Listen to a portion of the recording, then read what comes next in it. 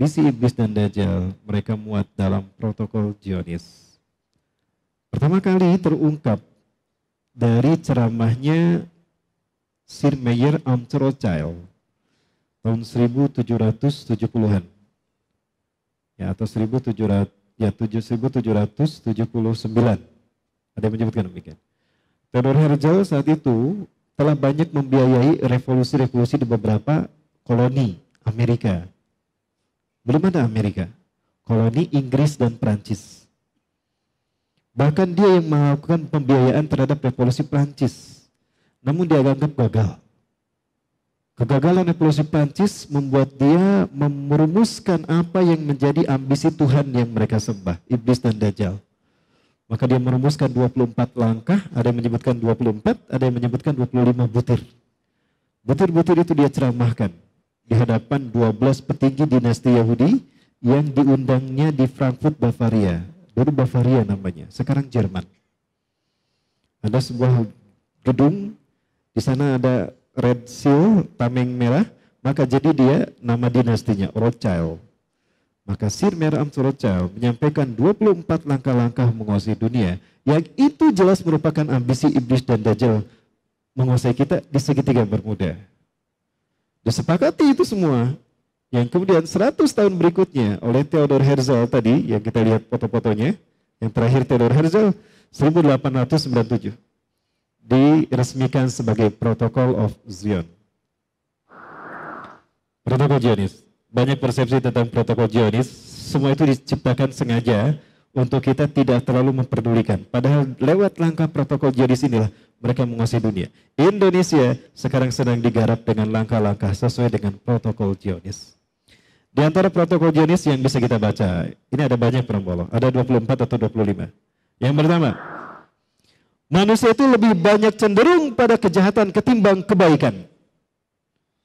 Artinya manusia yang ketika mengikuti kelemahan dirinya, dia akan lebih cenderung kepada kefasadan ketimbang kepada maslahat dan hasanah, kebaikan. Ini adalah titik lemah yang dimanfaatkan iblis dan dajjal untuk menguasai kita.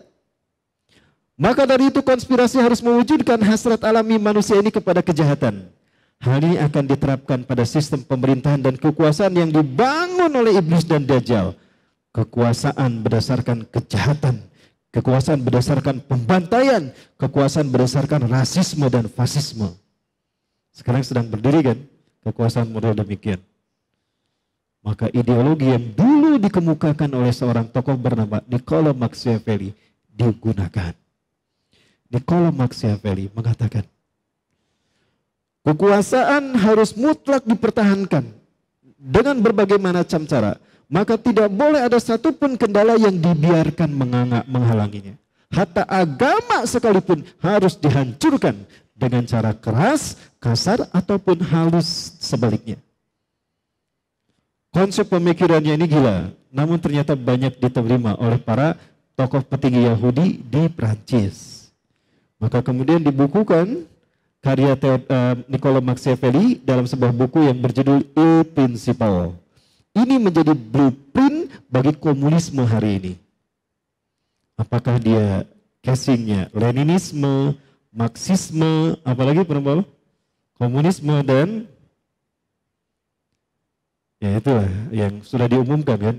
Itu tidak terkecuali. Karena itu tidak bertentangan dengan Undang-Undang Dasar dan Pancasila. Tapi khilafah itu bertentangan. Nah, nyambungin Prambolo. Wah, benar ya Pak. Baik.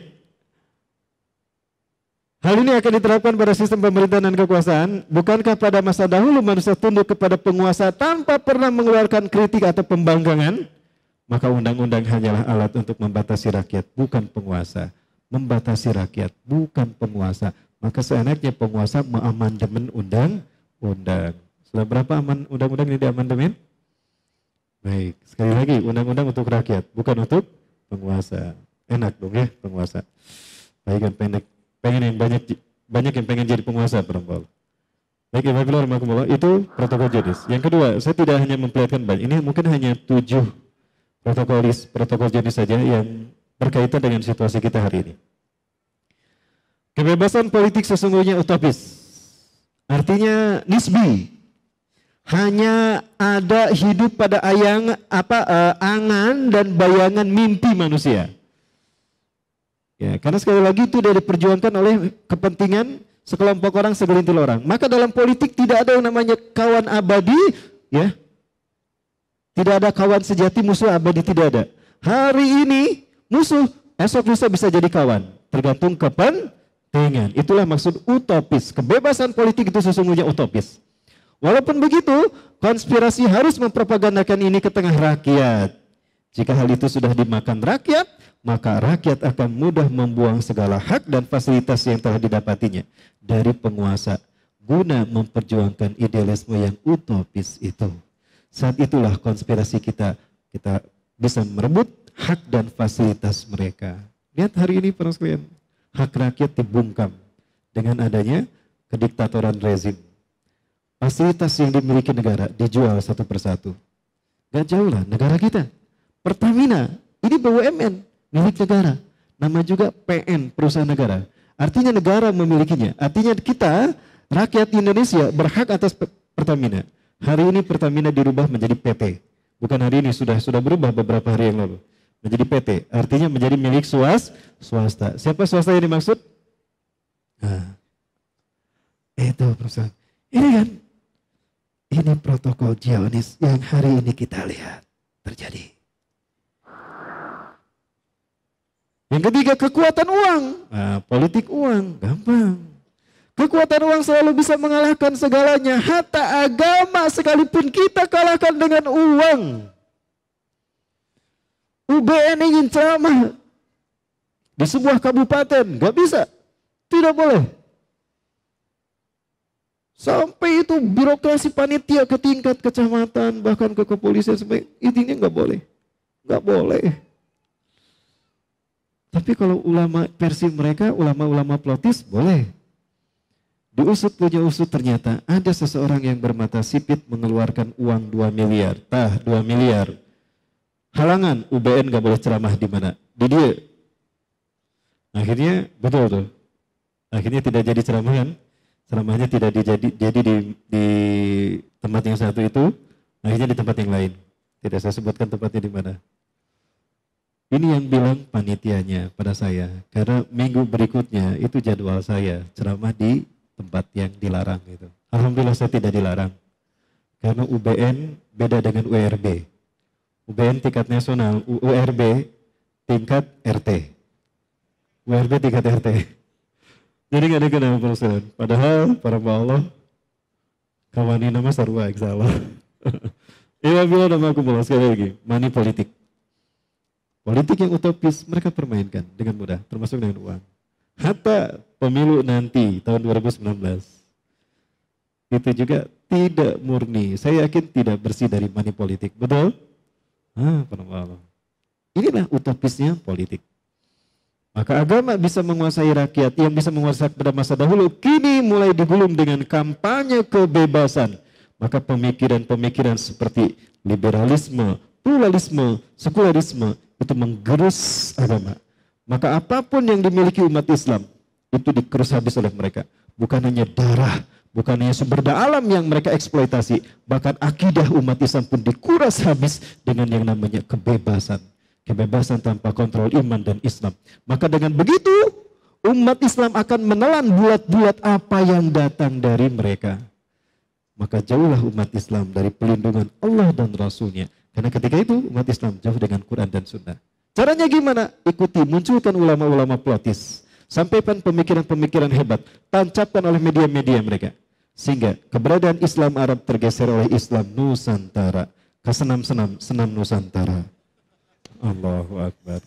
Ini bagian dari mereka. Nyambung tidak Bapak Ibu? Nyambung.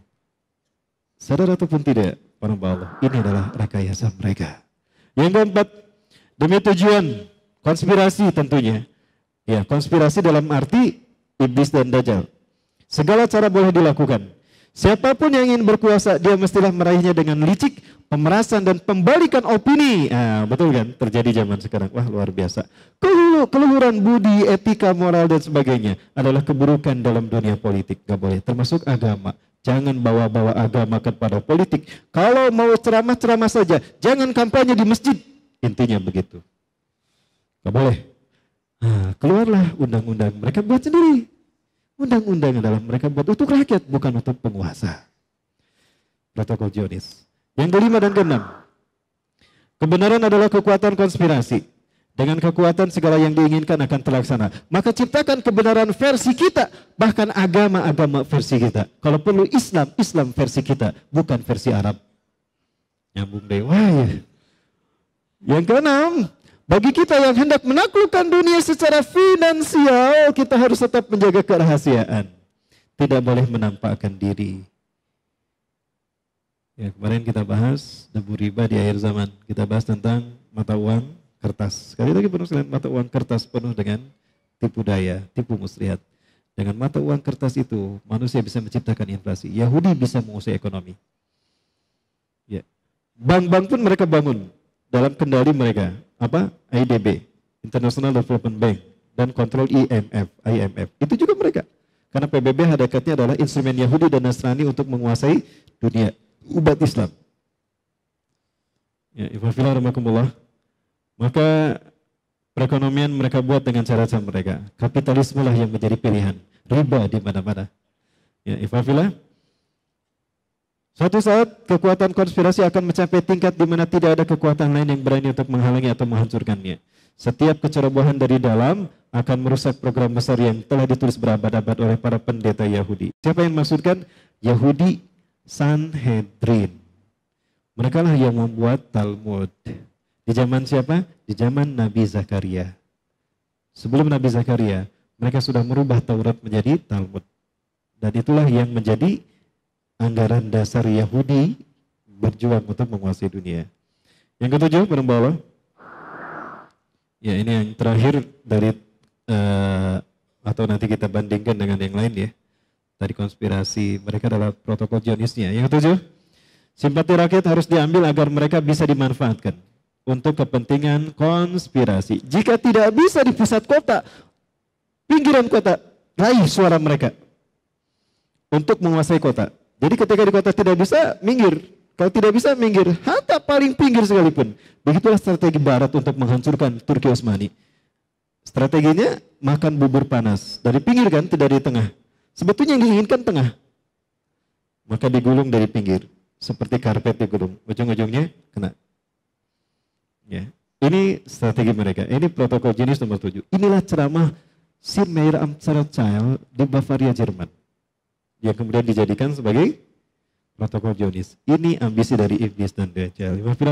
Saya bandingkan, saya kaitkan dengan apa yang disampaikan oleh teman saya, Dr. Abdul Halim dari Malaysia. Beliau memberikan hal yang sama terkait dengan bahasan konspirasi iblis dan Dajjal dalam mata uang $1 penambah Allah. Ya. Baik, ini mah bahasa Inggris ya. Arah ringgis hampir sama tadi sudah saya sampaikan tentang Rothschild 1776 bukan 1779. Dan ini protokol Zionisnya dari 1 sampai 24. Ya, yang pertama the basic doctrine tadi sudah kita bahas sampai 7 dan ini doktrin-doktrin yang lainnya sampai 26. Ya, menjadi kontrol terhadap hukum. Emas menjadi kekuatan yang mereka perjuangkan. Maka emas dimanapun harus mereka kuasai. Hatta di Irak sekalipun. Freeport siapa yang pegang? Amerika. Emas di Irak siapa yang pegang? Amerika. Rasulullah menyebutkan tidak akan terjadi kiamat sehingga gunung emas muncul di sungai Efrat. Amerika ingin menguasai emas ini, maka tumbangkan Saddam Hussein, pimpinkan Bremer. Bremer utusan Amerika. Maka kebijakan Irak sekarang ada dalam kontrol Amerika. Sehingga siapapun tidak akan bisa masuk untuk merebut emas di sungai Efrat ini. Karena sudah dibentengi oleh Amerika. Ini bagian dari protokol Zionis. Ya. Beberapa petikan yang beliau ambil, protokol ke-7 tadi, musnahkan protokol keberapa? Ke-4. Musnahkan Tuhan, hancurkan Tuhan. Protokol ke-7, perang sana, perang sini. Ya, perang dunia ke-1, ke-2, perang Irak, perang Kuwait, perang mana lagi? Suriah, perang Palestina. Yang ke-9, ini bahasa Malaysia, songsangkan ilmu, re-education. Artinya ciptakan ilmu-ilmu versi mereka. Ya. Kurikulum jangan dibangun dari Quran Sunnah, tapi kurikulum dibangun berdasarkan materialisme dan hedonisme. tanamkan pada para pelajar-pelajar di dunia. Ya, yang terpikir adalah bagaimana prestasi bisa baik biar nanti bisa bekerja dengan posisi terbaik. Sehingga berhasil, punya uang, punya banyak rumah, punya istana, punya rumah mewah, mobil mewah, istri cantik, selesai. Tinggal menikmati pensiun di masa muda. Agama, itu mau utopi. Itu kata mereka. Ya, sehingga agama diperangi. Kemudian yang ke-12, kawal media, control of press, semua media massa mereka punya. Yang ke-13, pengalihan berbagai macam tipu daya, pemutarbalikan fakta. Yang ke-14, ganyang agama, ugama. Kemudian juga yang ke-20, program riba finance tadi dalam masalah ekonomi, ciri kapitalisme. Dan yang terakhir adalah kuasai emas. Para sekalian, maka di mana negara emas berada, itu dikuasai mereka. Dan luar biasanya, setiap umat Islam manapun, negeri di mana umat Islam tinggal, Allah berikan kekayaan alam. Di mana umat Islam tinggal, negara mereka selalu kaya dengan kekayaan alam. Hatta Indonesia menjadi negara yang terkaya di dunia. 7 kekayaan alam dimiliki Indonesia sekaligus. Betul? Kita punya emas di Privat, kita punya batu bara, Tembagapura, Bukit Asam, PT Bukit Asam, kita yang ketiga punya panas bumi, 40% panas bumi dunia ada di Indonesia. Deret pegunungan Merapi ada 2, Kaukasus, Mediterania, ini di dunia. Keduanya bertemu di ujung Indonesia. Maka 40% panas bumi ada di Indonesia. Yang keberapa? Keempat, kita punya tanah subur. Ya, maka hasil produksi Indonesia ini luar biasa. Yang kelima, kita punya hutan terluas, sehingga oksigen kita bersih, sumbangsi dunia oksigennya dari Indonesia terbesar. Yang keenam, kita punya laut luas. Indonesia negara laut kepulauan yang terbentang dari Sabang sampai Merauke. Yang ketujuh, kita punya destinasi wisata luar biasa. Maka Indonesia menjadi negara yang harus mereka kuasai. Apalagi jumlah penduduk yang besar, ini adalah sumber daya yang luar biasa. Maka tidak salah kalau Indonesia selalu diserang terus-menerus, terutama umat Islam. Ini adalah bank-bank yang dibangun oleh Yahudi untuk didirikan di seluruh dunia. Pemimpin Amerika yang menolak ini pertama kali siapa?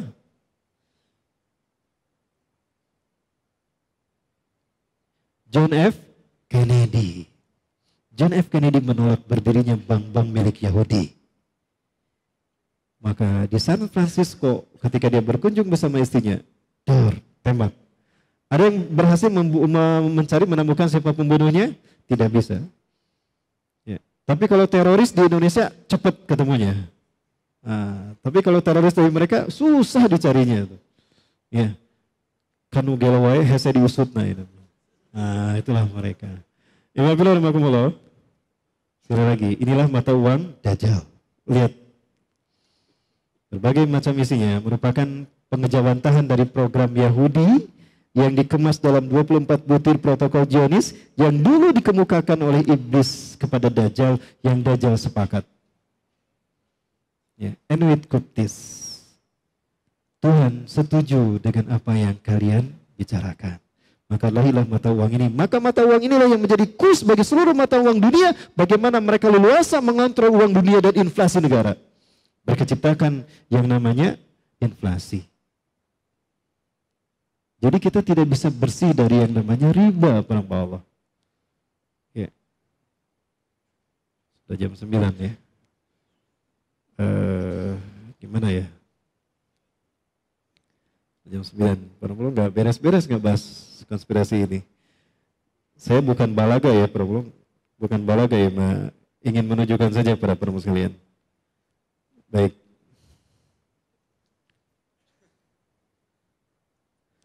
Aduh balaga Ustadz, ini loba duitnya Para kalian, ini ada uang 2.000, 20.000, 50.000, 100.000 dan ini dolar.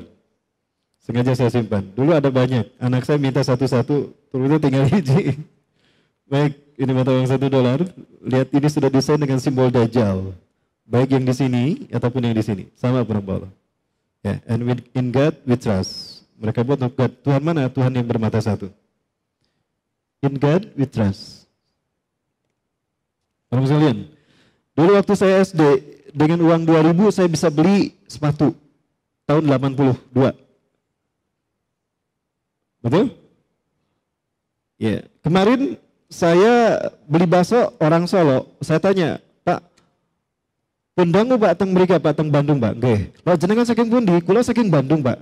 Oh, nggih bisa bahasa Jawa. Dulu saya kuliah di Jawa Tengah. Saya tanya, Pak, sudah lama Bapak jualan bakso? Dari saya bujang, Pak. Bapak kalau mau tahu, saya jualan bakso sejak apa yang Bapak makan itu harganya Rp250. Beginilah kontrol mereka terhadap dunia. Dengan mudah mereka ciptakan inflasi. Pemerintah kita hanya dengan bermusyawarah di tingkat sidang pleno. Dari semua program yang dikemukakan oleh tiap-tiap komisi. Diplenokan, dikeluarkanlah anggaran RAPBN 2014-2019. Itu hanya dalam bentuk angka. Siapa yang mencetak uang sejumlah angka yang ada dalam RAPBN kita? Bank Indonesia. Keluarlah dari Bank Indonesia RAPBN. Diterima sama pemerintah kita. Berarti pemerintah kita mendapatkan uang ini dari Bank Indonesia. Ini dibeli berhamba Allah. Setiap lembarnya ada bunganya. Betul? Ada bunganya. Kan dibayarnya ngutang. Apa pemerintah kita bayarnya langsung ke bank begini? Tidak. Bagaimana cara pembayarannya? Tergantung kesepakatan antara yang terpilih dengan Bank BI. Inilah kata Rasulullah SAW. Akan datang satu zaman di mana manusia akan memakan harta riba. Barang siapa yang mencoba untuk tidak memakan harta riba, maka dia akan terkena debunya. Walaupun kita tidak terlibat secara langsung dengan riba, debu riba akan kena pada kita. Nanti kita berlakukan satu area khusus dinar dirham. Demi Allah, Rasulullah mengatakan, kiamat tidak akan terjadi sehingga dinar dirham menjadi alat tukar di mana manusia berdagang satu sama lain. Artinya kita akan kembali menggunakan emas dan perak. Maka emas di dunia dikuasai oleh konspirasi. Tinggal di Freeport, tinggal di Irak, tinggal di mana? Yang tahu lah pokoknya emas di dunia. Maka Amerika menguasainya. Karena mereka tahu ini nanti tidak akan berguna. Sekarang pun sudah tidak berguna. Karena uang sekarang. Punten saya bangga sekali lagi menggunakan ini. Betul? Maka uang kertas itu kehilangan. Sekarang orang banyak menyimpan ini. Inilah sistem yang akan dibangun oleh Dajjal. Lupakah kita setiap hari Jumat mereka mengontrol saldo seluruh umat Islam seluruh dunia. Dan di hari Jumat mereka keruk uang kita di bank-bank mereka. Lalu mereka ciptakan konspirasi. Lalu tuduhkan korupsi kepada nama-nama orang-orang Islam. Pernah ada hari ini orang-orang yang korupsi dari kalangan mereka? Tidak, padahal mereka yang korup kan. Yang dituduh korupsi siapa? Umat Islam yang naik derajatnya jatuhkan. Bahkan ulama sekalipun jatuhkan dengan korupsi. Menggunakan sistem Dajjal. Betul? Sehingga ketika dia lantang suaranya tersandung kasus jempek. Betul? Sudah terjadi belum? Ini protokol Zionis. Silakan baca yang ke-24 tadi. Kita gunakan emas dan uang untuk memuluskan jalan konspirasi. Alhamdulillah, inilah yang terjadi di setiap kantor demi kantor yang mereka lakukan hatta di Indonesia. Emas kita pun diambil orang Allah. Luar biasa. Alhamdulillah, inilah pengejauhan dari program iblis dan Dajjal. Dengan demikian, kita nyaris tidak bisa lepas dari propaganda mereka. Kecuali satu, hijrah. Maka Rasulullah SAW mengatakan, akan terjadi hijrah sesudah hijrah. Sebaik-baik manusia di muka bumi adalah mereka yang hijrah ke bumi hijrahnya Ibrahim, Palestina dan Suriah. Ya, ingat Rasulullah SAW memerintahkan, Amarukum bi khamsin Allahu amran bihinna. Aku perintahkan pada kalian 5 perkara. Yang aku perintahkan, Allah perintahkan itu dengannya kepadaku. Aku perintahkan pada kalian 5 perkara, yang dengan 5 perkara ini Allah perintahkan padaku. 1, bil jamaah. Berjamaah. Yang kedua, wabis sam'i, dengarkan apa perintah Allah dan Rasul. Yang ketiga, taati, wabito'ah. Laksanakan semaksimal ketaatan kamu. Jika ternyata ada kendala, hijrah. Wabil hijrah. Jika sudah hijrah pun ternyata masih juga kendala, pilihan terakhir adalah jihad fisabilillah. Baik, Bismillahirrahmanirrahim. Itu adalah barangkali yang dapat kita kaji pada kesempatan malam hari ini. Baik, la ilaha illallah Muhammadur Rasulullah. Baik, Bismillahirrahmanirrahim. Itu barangkali yang dapat kita bahas pada kesempatan ini. Dan waktu kita lanjut kembali. Kemudian jika ada yang mengundang saya atas nama sesuatu, saya sekali lagi Pak Rombolo, saya mohon maaf, saya tidak pernah membatasi apapun bagi rekan-rekan yang ingin kita melakukan kajian bersama dimanapun, apakah dalam bentuk komunitas, masjid, ataupun yang mana. Karena selama ini banyak fitnahan yang masuk ke saya, seolah-olah ingin mengadu domba saya dengan pihak admin saya. Ya, mohon maaf para sekalian, sekali lagi inilah ancaman bagi mereka yang ceramah seperti saya. Ya, satu persatu ini mulai diseret dengan fitnah. Ya, jika ada sesuatu terkait dengan saya, tolong kembalikan pada saya, ataupun dengan admin saya, tolong sampaikan pada saya kembali. Dulu saya tidak menggunakan admin, tapi belakangan saya kewalahan. Ya, saya keseret-seret terkenal, sehingga saya terbawa-bawa seperti Ustadz Epi lah. Walaupun nggak seperti Ustadz Epi ya, Ustadz Epi udah lebih terkenal dari saya kan, udah keluar negeri. Kalau saya luar negeri aja belum, udah luar negeri belum. Maksud saya mohon maaf, saya sampaikan ini supaya tidak ada fitnah. Sekali lagi, nauzubillah, saya tidak pernah menyatakan kalau mau ngundang saya harus sekian juta, nauzubillah, tidak pernah. Dan harus kalau ingin mengundang saya harus lewat kelompok ini, nggak pernah, nauzubillah, tidak. Itu fitnahan dari mereka yang tidak mau berbaur sebagaimana yang lain. Ya. Dan juga saya tidak melihat kecuali ada kecurangan di sana. Ya, akhirnya Allah bongkar tuh. Lambat laun fitnah itu akan terbongkar siapa biang kerok di belakang itu. Sekali lagi saya mohon maaf jika ada sesuatu yang terkait dengan fitnahan terkait saya dan orang di belakang saya, admin saya, yang mohon dimaklumi itu adalah fitnahan yang mulai dihadapkan kepada saya. Ya, dan mohon maaf jika memang ada permintaan atau undangan yang belum tempat saya penuhi, yaitu karena memang ada perbaikan. Terima kasih. Hadanallahu wa iyyakum ajmain. Kita tutup dengan doa. Rabbana zalamna anfusana wa illam taghfir lana wa tarhamna lanakunanna minal khasirin. Allahumma anta rabbuna la ilaha illa anta khalaqtana wa nahnu ibaduka wa nahnu ala ahdika wa wa'dika mastata'na. Na'udzubika min syarri ma sana'na. Nabulaka bi ni'matika alaina wa nabu bi dzunubina. Faghfir lana fa innahu la yaghfiru dzunuba illa anta. Allahumma ya muqallibal qulub, tsabbit qulubana ala dinik. Ya musarrifal qulub, sarif qulubana ala ta'atik. Allahumma ya Allah, betapa banyak fitnah yang menghadang hidup kami di dalam kehidupan dunia ini ya Allah. Di fase akhir zaman ini ya Rabb. Kami yakin fitnah ini datang dari siapapun yang menjadi kaki tangan iblis dan dajjal. Maka kuatkan kami ya Allah. Berikan kami pandangan yang bisa membedakan mana hak, mana batil sebagaimana pandangan-Mu. Dan berikan kami kekuatan untuk mengikuti yang hak sampai sebenar-benarnya ya Allah. Sehingga kami bisa memperjuangkannya hingga titik darah penghabisan kami. Ya Allah, tampakkan pula kebatilan dalam wujud kebatilan di dalam pandangan kami. Dan tampakkan pula kepada kami siapa musuh yang sesungguhnya dan siapa kawan kami yang sesungguhnya.